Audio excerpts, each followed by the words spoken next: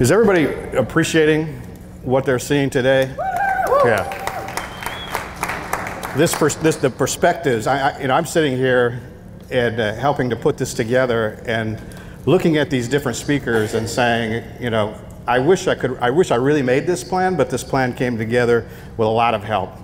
And what I'm seeing and what I'm loving is all of us are speaking out of the same hymn book, right? But we're singing different hymns.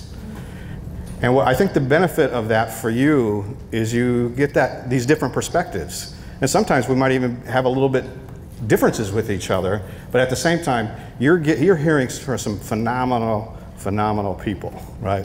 And I tell people that as we thought about putting this event together, I had 7 people in mind who I wanted to invite over the next 7 years to be the keynote speaker.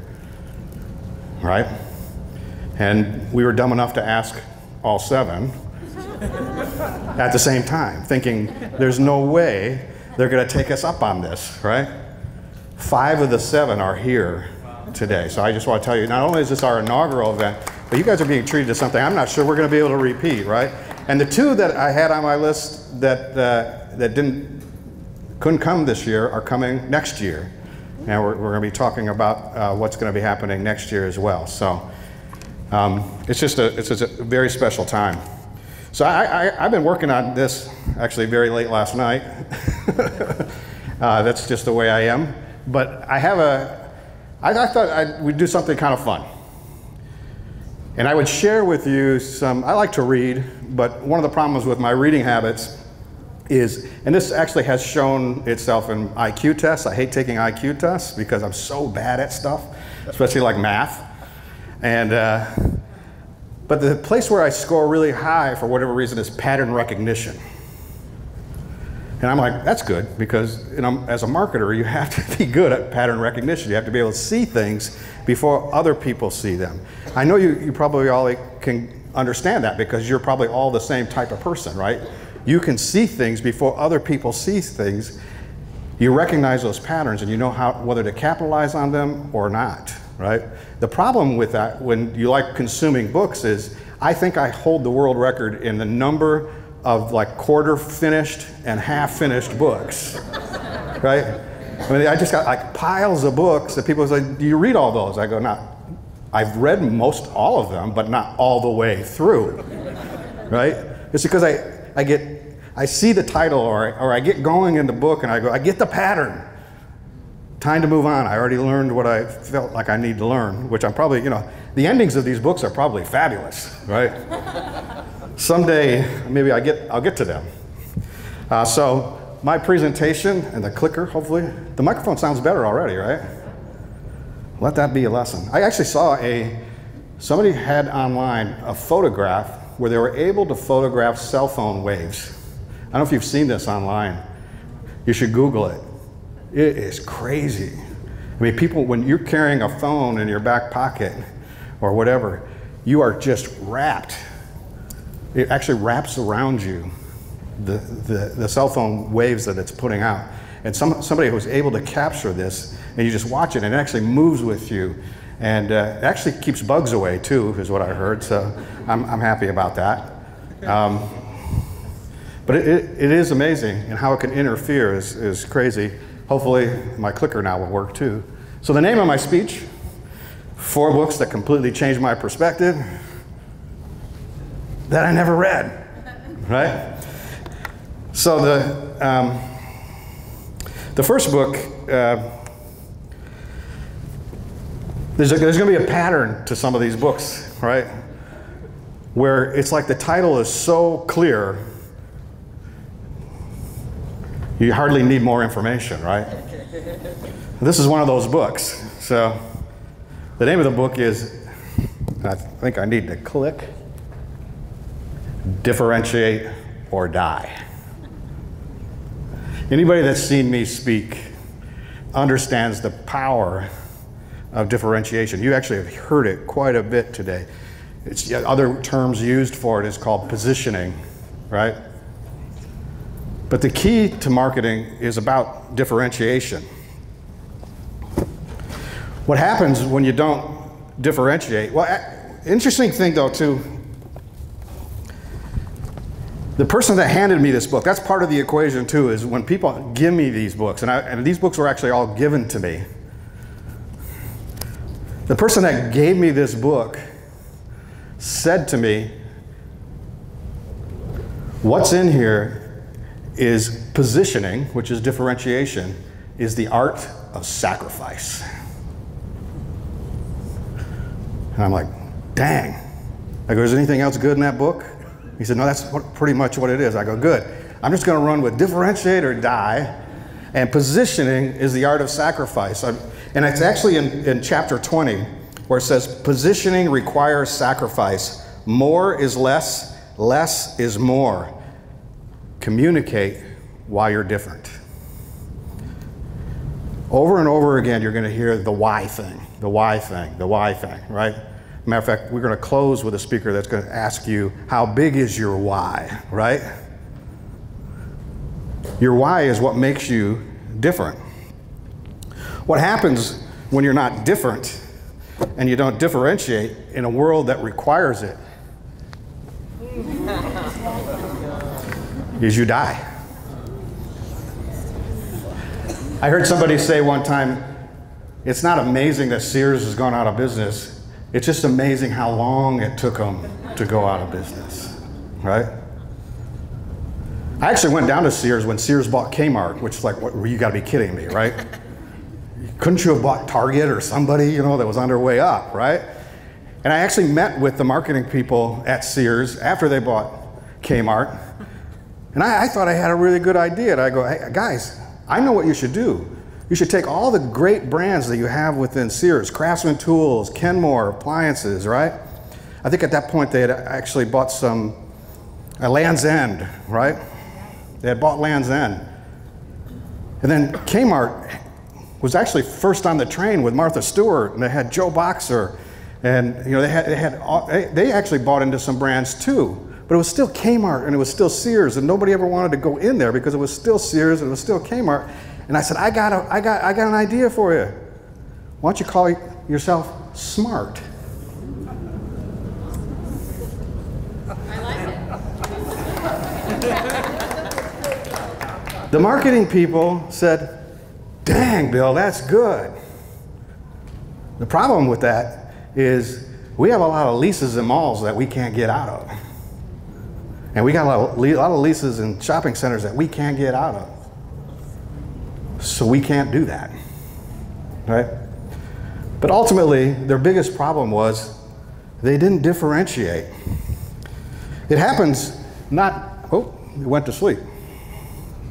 Differentiate or go to sleep.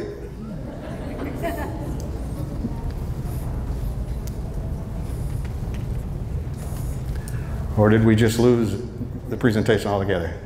We're back on?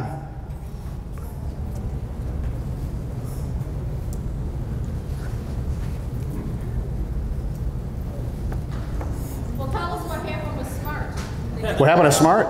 They just went away, you know?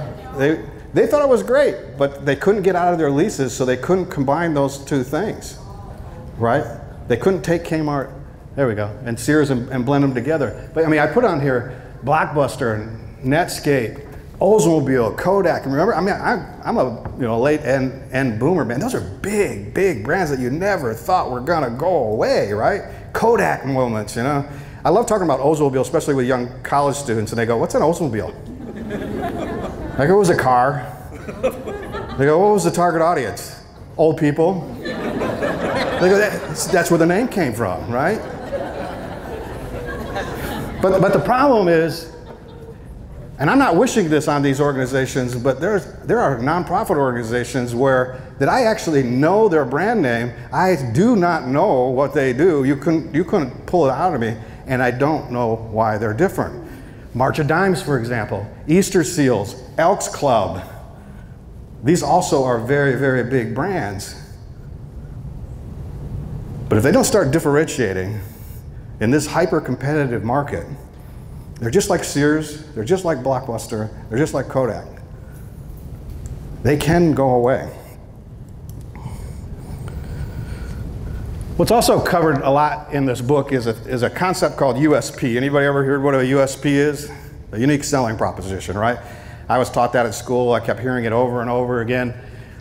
There's actually a strategy firm down in Chicago called McMillan and Doolittle, which I always thought was a funny name because I would always change it to McBillum and Doolittle, which seemed like they practiced that a little bit. You know?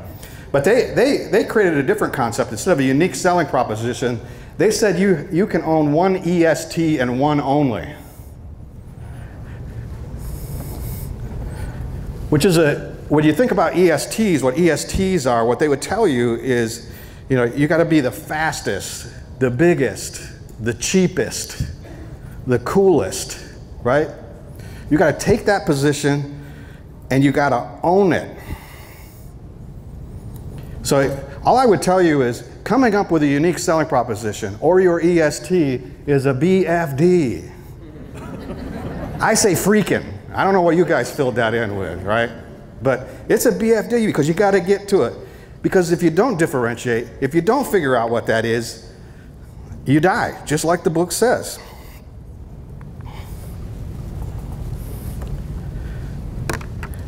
Sally Hogshead, which is an interesting name in itself, but she wrote the book Fascinate, and she had this in it. I didn't read that book either. Different is better than better. Let that sink in for a minute. Different is better than better. I challenge people on that. They go, how can that be? Isn't better better? No, different in this culture is better than better because it helps you break through. And I always ask people very simple questions to prove this. Is McDonald's the best restaurant you ever ate at? They sell the most food. Is Walmart the best store you've ever walked into? Yes. Yes. Okay, we got some NASCAR fans in the audience. Sorry about that. Is Budweiser, I mean, for you people who have a taste for beer, is Budweiser the best beer on the market, right? But they own ESTs, each one of them own ESTs, and they drive them home. Walmart owns lowest price, right? McDonald's owns a whole bunch of ESTs, but I would say, fastest. I mean, that's the reason why you go there, right? I need to eat something. I try to not eat at McDonald's. I know it's not great for me, but you know what? I always need fast food. And so they're a dependable brand that way. And Budweiser, unfortunately, gives me a headache, but they're the king of beers, right? Some people would say the Clydesdales and all that stuff, they're just the coolest out there. I mean, I'm not in that camp, but they're, I can't believe how many years, like you'd watch Super Bowl ads after Super Bowl ads, and at the end they do a survey, and I saw a whole bunch of really great ads and a whole bunch of really funny ads, and you poll America, and you say, what was your favorite ad? I like those Clydesdales, especially when there's a dog with the Clydesdale, or they're kicking a football. It's really, those ads are great, and I'm sitting there going, that's crazy. That's why I throw a Super Bowl party with all advertising people, so I don't have to listen to that stuff, right? So, so the basic point is, and I try to make this point all the time to people, is that marketing is not about information. It's not about throwing a bunch of information out in the marketplace. It is about differentiation. What's a tool that you can use to differentiate? I'm glad Josh is in the room because the tool for everything is a Venn diagram, right? I think this all started with Father, Son, and the Holy Spirit, right? It's, that's the initial first Venn diagram. Since then, not as many diagrams have been as strong as that. But the bottom line is you have to start with a Venn diagram to help you solve this problem. And this first problem is you have to create something that is true.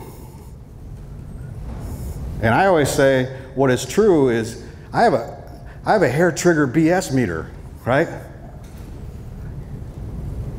And I think most people do. And so whatever you're saying about your brand, it better be true. Like, for example, if Kool-Aid were to come out with an energy drink and tell me that it's healthy, I don't know how true that is, right? They'd probably be better off renaming it. But the second part of the Venn diagram is you need to be meaningful, which means you have to balance. You have to say it has to be true, it has to be meaningful, which means what is the benefit? What are the benefits? But what, if you can ladder it up to the highest benefit, what is the highest benefit that you deliver? And really smart brands really understand how to ladder it up to that difference. I use Harley Davidson because I've received a few of their creative briefs. You get a Harley Davidson creative brief, and everybody thinks, what does Harley deliver? Well, they deliver the potato, sound of their motorbike, right? They deliver American made. They deliver this, this just, you feel like a badass on a Harley, right? And you'd think that would all be on their creative brief, but their creative brief is freedom. The benefit we deliver is freedom. Freedom from the workplace. Freedom from the things that get you down, right? You're free to be the badass you used to be, or you never were. More Harleys are sold to accountants and attorneys than anything, right? And those guys are wearing suits all week, or those women are wearing suits all week, and then, dang, they want to get on their Harley and be a badass for the weekend, right? So that's what they do. The last part of the Venn diagram is different. True, meaningful, and different. And when I mean different, you have to own it. You have to really look at your competitive set and say, is this something we can really own, right? Crazy thing is sometimes it's just being the first to it, like the friendly skies of United. Who couldn't have said that, right? You have to actually back that up for it to be true and meaningful. But they got there first. Because that's a tough business, and you go, man, we're going to lose your bags. You're going to be sitting on a tarmac. There's all kinds of crazy stuff that are going to happen, but at least we can be friendly about it, right? Which I have witnessed that. They are very friendly about that. And that's what makes powerful brands. It's that balancing act of true, meaningful, and different. Second book that I never read.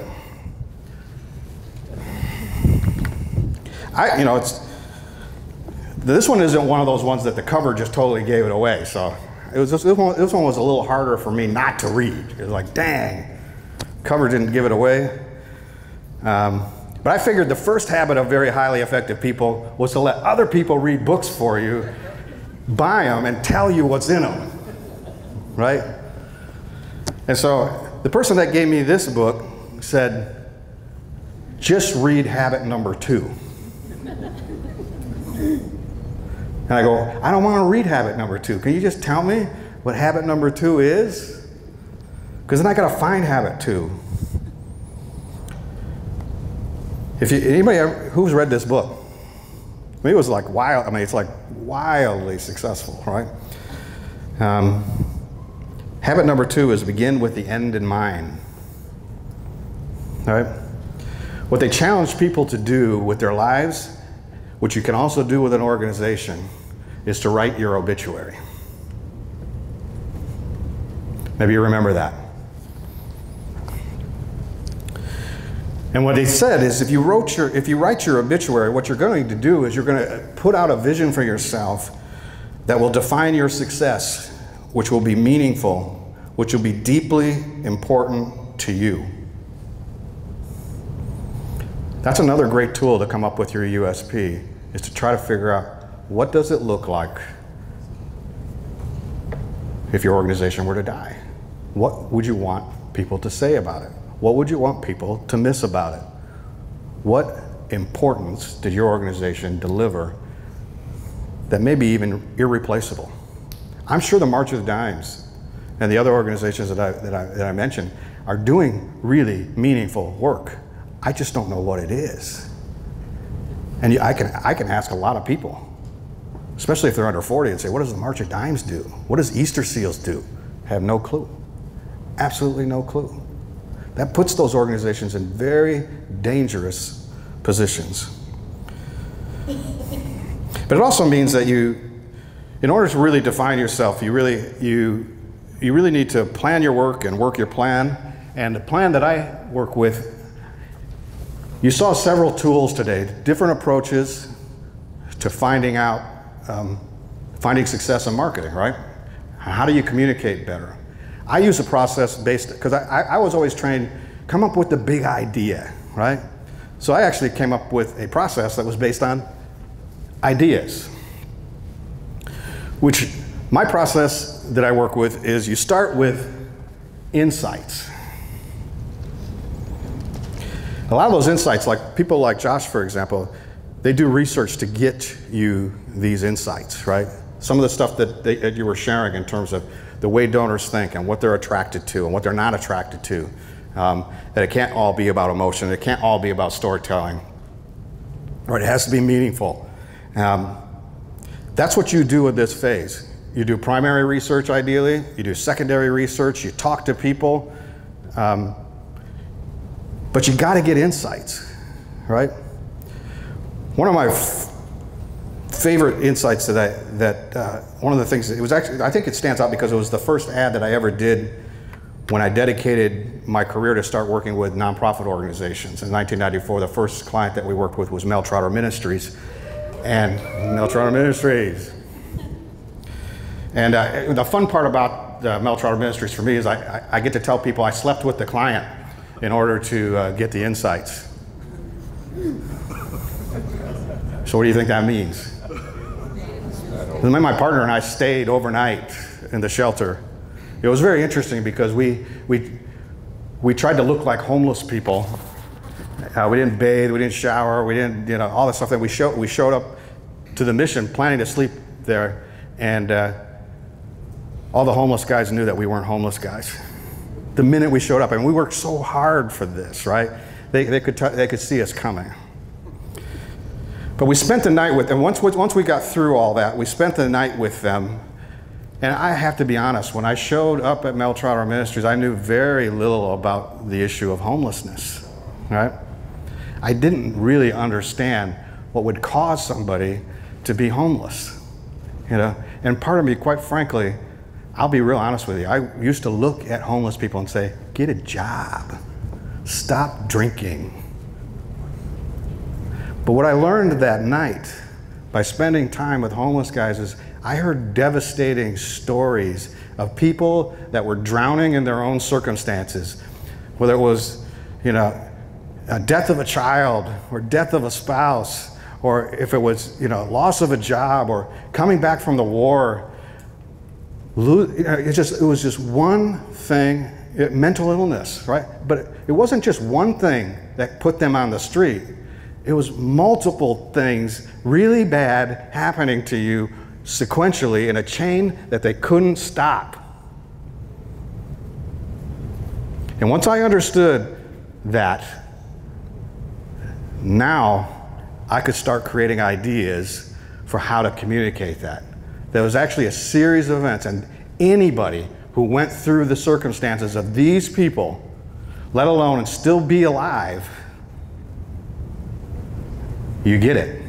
So my job was to communicate that, which meant that I needed to move to the next stage and talk about direction. And direction is where you start devising your strategy, you start devising your tactics, you start thinking about what could we do to communicate this in terms of strategy, in terms of how do I bring it to market, what media outlets should we be, what kind of media should we be using, who are we targeting, right?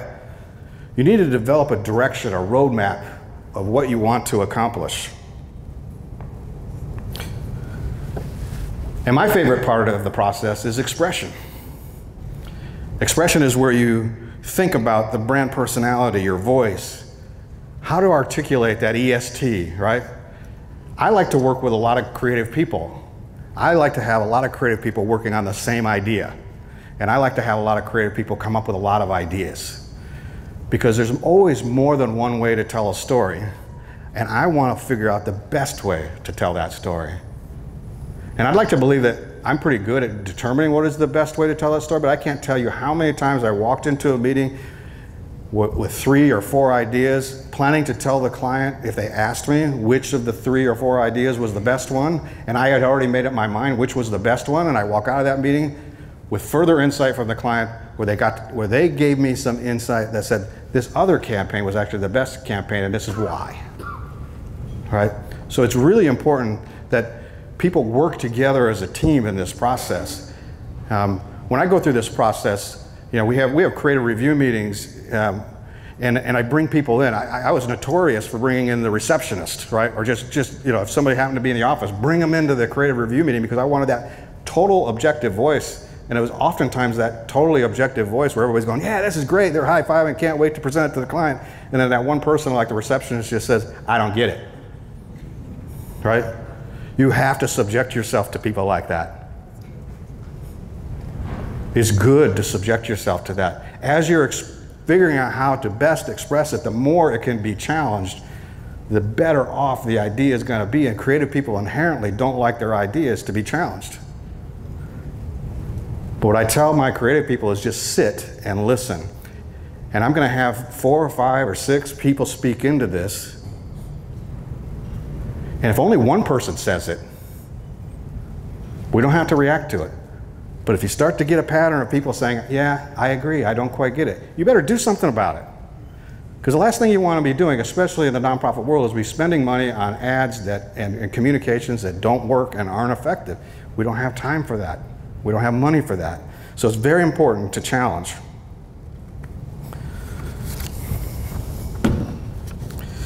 The next step in the process is action.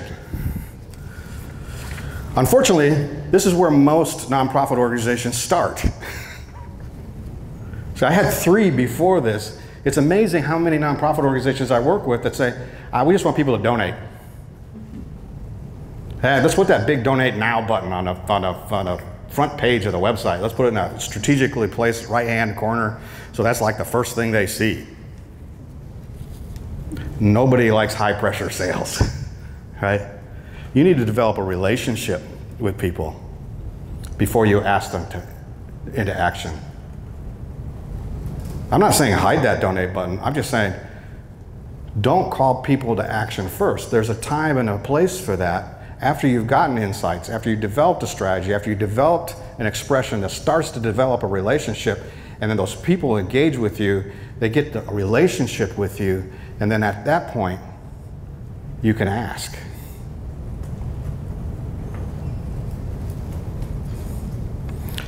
Is Matt from Hillsdale College still in the audience? Matt. I've worked with Hillsdale. What's really amazing about Hillsdale, they're phenomenal at raising money. They have events all the time and they go around. And people come to these events and they hear just fantastic information. They hear great speakers. They're usually treated to some kind of dessert. At the end of the evening, I've been to so many of these, you expect there to be an ask. They don't ask. Because they provide such valuable content and they provide such valuable passion to their target audiences, they don't have to ask. That's about developing a relationship with your audience. But at the same time, though, you have to be smart. We're in the success business. It's important that we achieve success. But you also have to figure out very early on how to evaluate and optimize your impact. So you have to go back and look at what you did. One thing I'll tell you is marketing is not the science of persuasion, it's still the art of persuasion. And anytime you're in the art, it takes time to become really, really good at it, right? The little video that Jay showed, you know, practice, practice, practice, right? The art of persuasion requires that. And you have to be comfortable with the idea of you're not always going to be successful, right? I actually, based on that, I've always loved this quote. Sometimes you win, sometimes you learn. I tell that to my kids all the time. I don't want you living in a win-lose world. I believe this world is about winning and learning.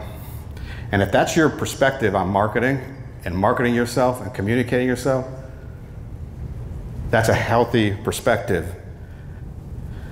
Jimmy, who's going to be our final speaker, worked at an agency called Wieden Kennedy in Portland. They're notorious for, they're the agency that grew Nike, right? They did just do it. I mean, when you think about that brand and how powerful that brand has been developed over the years, right? This is in their lobby. This is the first thing that their employees see when they get to work. What they see is this catchphrase, fail harder. That's an environment that says we expect you to take risks, and we know risks, when done well and really managed and figured out, have huge opportunities. But if you're afraid to fail, because so many nonprofit organizations live in a fear-based situation. And I know that's on need, right?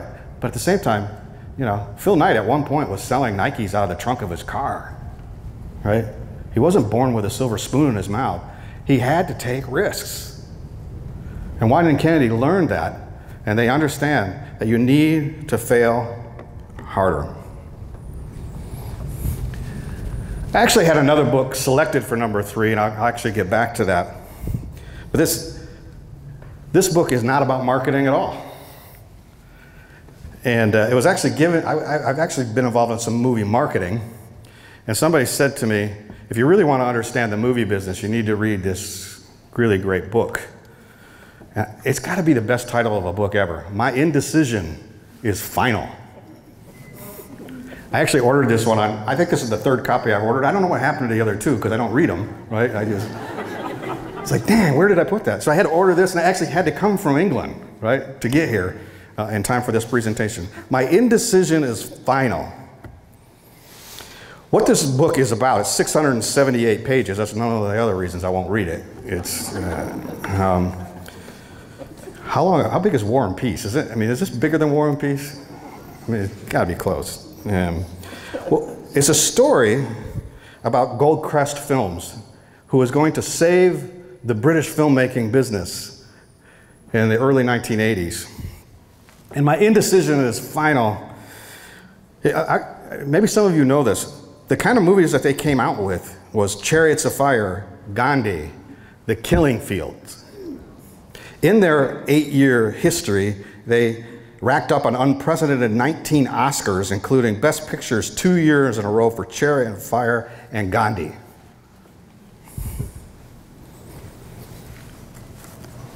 And then they went out of business. The important lesson, as somebody that handed me that book, I said, can you just, I'm not going to read 678 pages, and I'm not that interested in the movie business to do that, right? Can you just sum it up for me? And this person said, the first thing that they did that was wrong was they went in too many directions. They lived in a ready, aim world. And when you think about nonprofit organizations and setting priorities, that's true of businesses too. I'm not going to say that just to the nonprofit world, but that ready, aim world, too many directions at once. You never really execute anything really that great. That's a problem. The second thing they said is that they didn't understand they were in the business of film and not just the artful pursuit of filmmaking. Do you hear the difference between that? They definitely were in the business of the artful pursuit of filmmaking. They made some incredibly phenomenal films. But they forgot they were in the business of marketing films.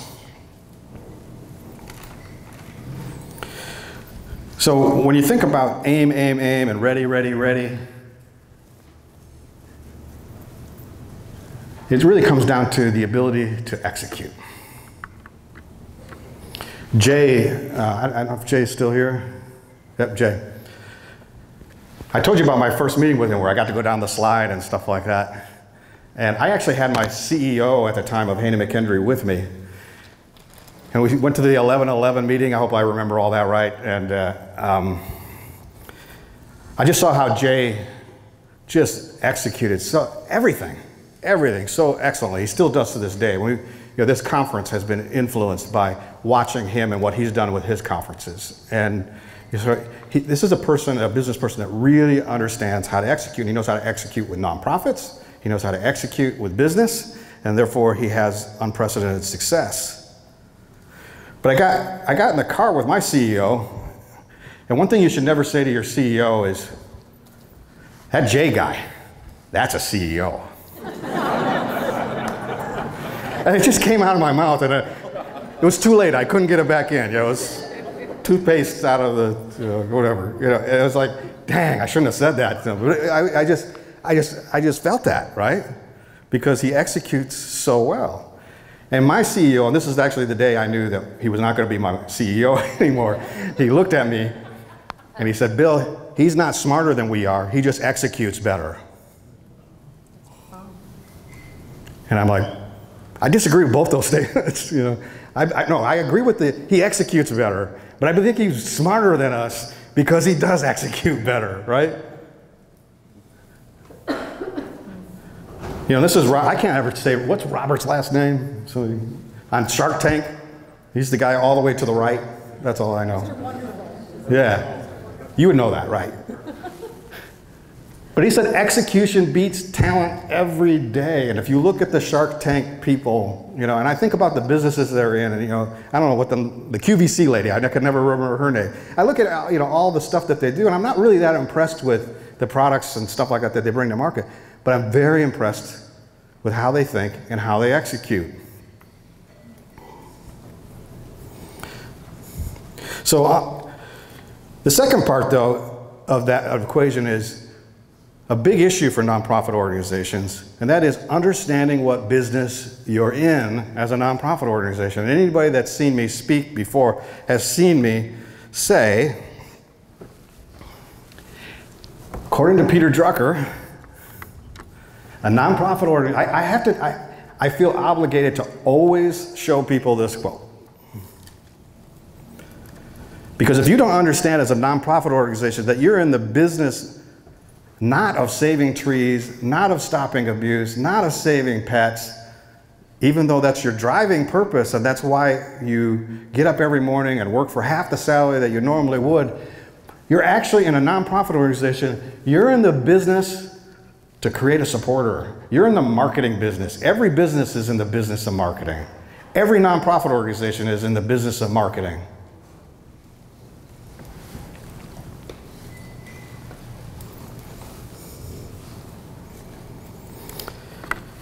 And my favorite point on this is when I told you, some of you this before, I got a chance to film Mother Teresa. You would think Mother Teresa, man, she had a heart for everybody, and it's just. But as I filmed her that day, I was chit-chatting with her handler, which I always say Mother Teresa was in her 80s at the time, and her handler was this young nun. She was in her 70s, and we're just chit-chatting about this whole idea of do more good, and she says, I get it, Bill. I'm like, 'cause I always say, my mom doesn't get it, really, sister, you get it? And she's like, yeah, I get it, Bill. Me and Mother always talk about this. No margin, no mission. And I committed to her that day. I said, can I use that? Because I will use that in almost every speech I give because it is phenomenal. Mother Teresa and this 72-year-old nun understood they were in the business of raising the money that they needed in order to help the people that needed their help. They were in the marketing business. So that's the 4 books, this is actually the 4th book. And this is another one of those books that title kind of says it all, right? I actually had this handed to me by a college professor as we were leaving Colorado. And he asked me what I what do I want to do with my marketing degree? What do you want to do with your advertising degree? I go, I don't know. I just want to do something that, you know, that impacts people, not just sell products. I'd like to work with nonprofit organizations. It was in my heart way back then. And he said, well, you need to read this book, which cover, I think it says came out in 1989. This book cover was designed in 1969, right? I mean, it's like, when he handed it to me, he's like, man, that is goofy, you know? But at the same time, that cover, I looked at that cover, I set that cover down, I don't know how many times it says, do what you love and the money will follow, right? So as you express yourself, if you tell people why you love the organization you work with, what is it that really hits your heart? The money will follow. And you tell it to enough people, and it will definitely follow. I tell people that, you know, after that, so when he handed me the book, I said, so how would you sum up the book other than the title, right? And my professor gave me very smart words at that point. He said, it says that you don't want to just make a living, that you want to make a difference too, right? And that's common that's why we're all here, right? That's what attracts us to be able to understand this concept of how we can do more good, because we don't want to just have a career, we want to make a difference. So expressing what you love is really important. I love what I do, and I tell people all the time, you know, that actually reading about Chariots of Fire reminded me of that scene in Chariots of Fire. Anybody see that movie? It's pretty old, right? There's a scene in there, and the main character is he runs, right? He's an Olympic athlete, and this is during World War II, and it's all kinds of chaos. But he came from 9 generations of pastors, but he was a runner. And everybody was frustrated with him because it seemed like, you know, pastor's a good pursuit, runner, how long is that going to last, right? His fiancée even challenged him. She said, can you just give this dream up and just be a pastor like everybody else in your family? And he said, I don't know what to tell you other than when I run, I feel God's pleasure, right? I hope that that's what you feel as you run and tell your stories, that you're actually feeling some pleasure in you that is outside of you, that is greater than you, because that would be the best motivation that you could possibly have. But you can't just stop at being pleased with your purpose. I'm going all Catholic on you today, and so I'm just going to, you know, from Mother Teresa to St. Francis of Assisi. St. Francis of Assisi has this great quote that says, we just can't be pleased, right? We need to be able to create communications that makes a difference, right? Which means we have to say something, either with how we act, what we do, what we act out, what we create. That walk is our preaching.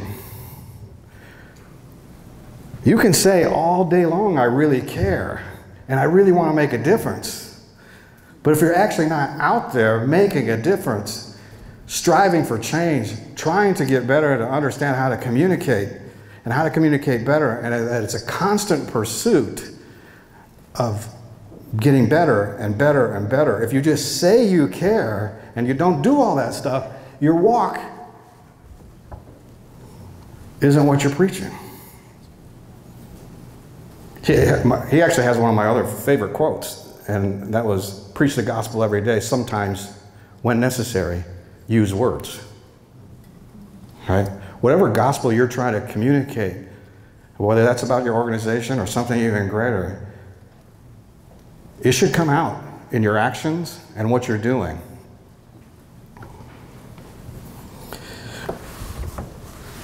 Which is why this term is so unacceptable to me. Anybody that's seen me speak knows this. You know, the problem with it is every time I meet with somebody, this comes up. My staff knows this. They can't wait. They can't wait that usually within the first hour, usually in the first 15 minutes, somebody will say, we're the best kept secret.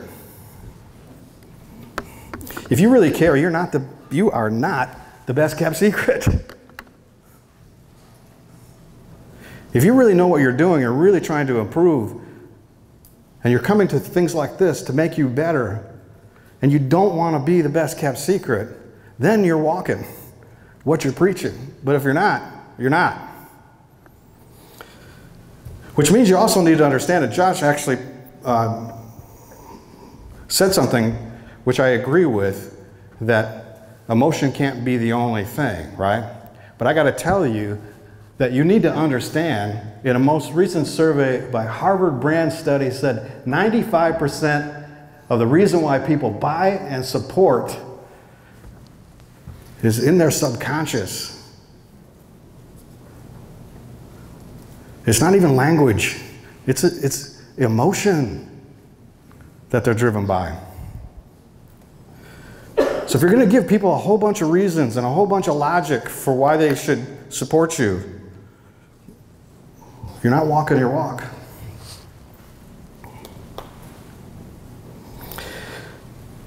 I happen to fundamentally believe that nonprofit organizations all have an inherent emotional appeal.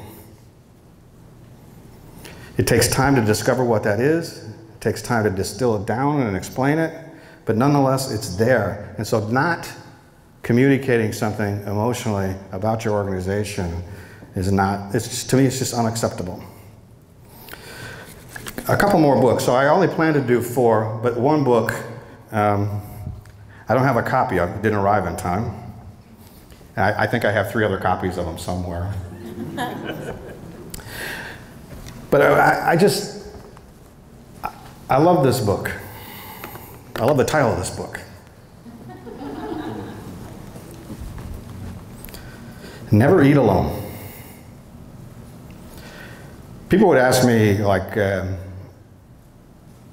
what should I do to help my organization? Never Eat Alone. I've actually given out a lot of copies of this book and asked people to read it. But I don't really care if they read it because the title says it all. In this book, it talks about your network is actually your net worth. And if you really think how important it is to connect with people, Jay did, I thought, I haven't seen that part of your speech, that whole, we're so disconnected in with such a connected world that it's important that we connect. And how you get more and more successful is you build a network. What I love about that also, too, is really understanding this is the first do-goodism, right? This is probably in one of those journals or something like that you have. It says, your brand can either happen by you or it'll happen to you. You have to understand that you have to take control over your brand. If you don't, somebody else will. I remember sitting in a client meeting one time, and a client telling me all of their donors are old men over 75. So we don't need to be on Facebook or any other kind of social media. I decided to look up to see if they had a Facebook page, because as he was telling me this, I couldn't believe that they didn't have a Facebook page. They had a Facebook page. They weren't running it. He didn't even know that they had a Facebook page out there. And that's case in point. Your brand will happen to you if you don't take control of it. But I also love the word never. Never eat alone. Which brings me to always the idea of frequency wins. All right? If there's one thing you've ever seen me speak before, that is a phrase that I believe is a powerful phrase, and that it's something that you have to understand. Josh actually, I learned something in your presentation today where you talked about trusted familiarity really being the key, right? I like to believe that just storytelling is the key. I like to believe creating emotional stories is just the key, because I like creating that stuff, right? I get paid to create that stuff. That's what I love to do. I feel God's pleasure when I do it. But I understand frequency wins, and I think you've given me a different term for, which is trusted familiarity. How do you get trusted familiarity? People see you often. They see you often. McDonald's understands frequency wins. Geico understands frequency wins. Nike understands frequency wins. In the nonprofit world, Susan G. Komen does. Salvation Army, and Jay actually put up this same thing because I just inserted it this morning in my presentation. In the news, Jimmy Carter, right?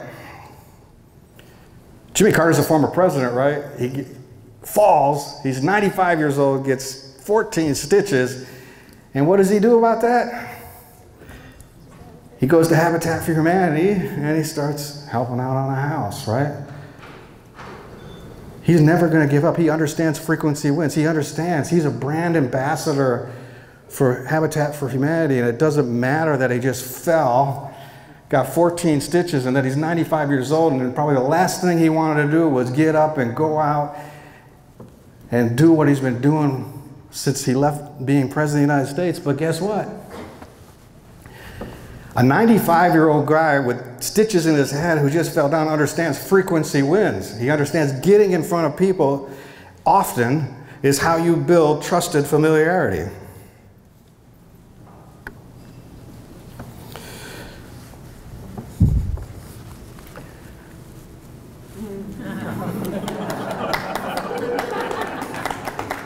February 2020.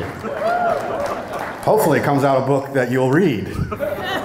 Actually, I don't care if you read it, just buy it. Buy a lot of them, hand them out to a lot of people. So you should read this book. Kind of the title all says it all. Do more good. Why do I got to read anything else? You know?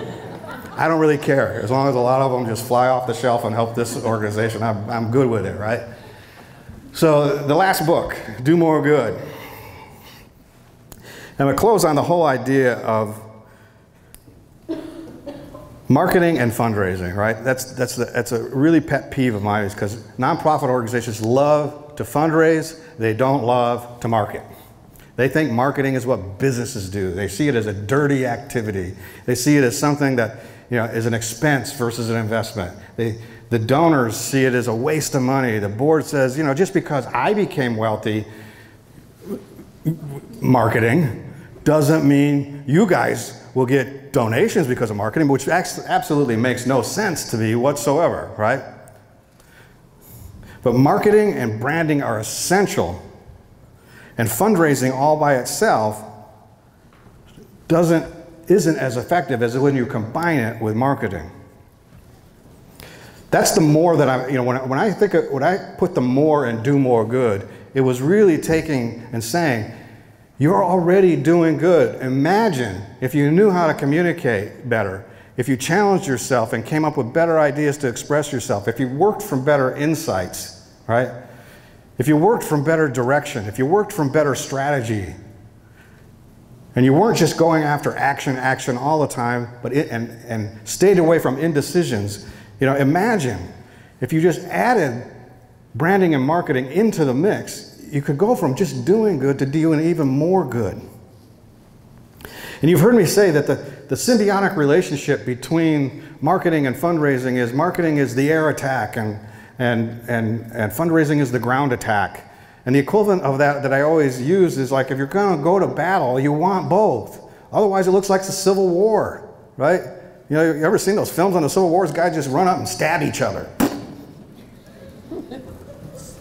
That's fundraising.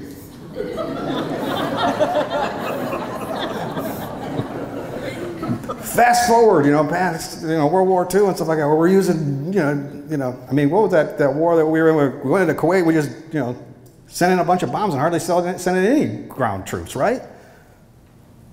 That's what an air attack can do for you. Air attack clears the trees, softens the ground, creates the environment for success so that the ground attack is a lot more effective. The two work together really well. So beyond ground attack and air attack, I want you to understand that fundraising adds, marketing multiplies. You need both. I can't add or multiply, but I know organizations need these both, right? Fundraising is one-to-one. It's personal dialogue, but it needs marketing to support it. It's one-to-many. It's about creating awareness, and it's about building trust. And so I'll just close on the idea that they need each other, and nonprofit organizations need them both.